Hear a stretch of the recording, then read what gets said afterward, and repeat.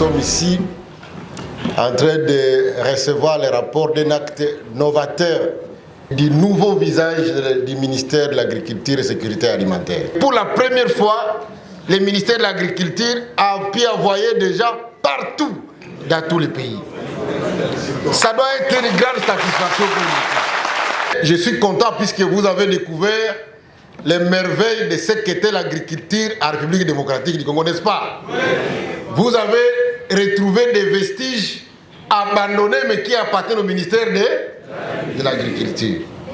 Alors, pour les CAPSA, vous avez visité au total 30 sites de CAPSA, 11 sites d'INERA et 7 sites de chasse et massier dans les pays.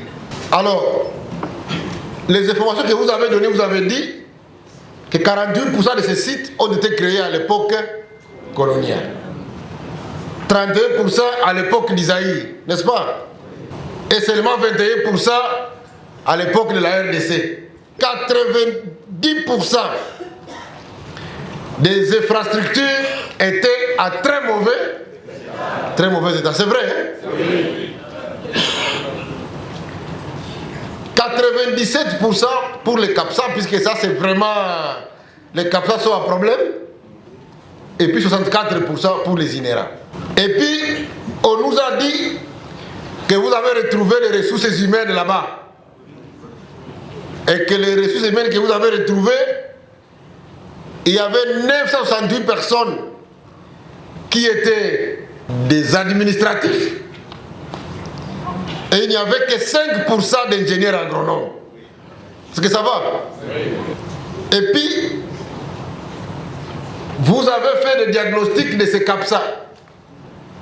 Et vous avez dit que le premier besoin qu'ils ont aujourd'hui, c'est d'abord de rétablir les bâtiments. N'est-ce pas? Oui.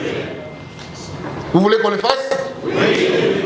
Eh bien, je vous dis, 26 de ces bâtiments vont être réhabilités cette année.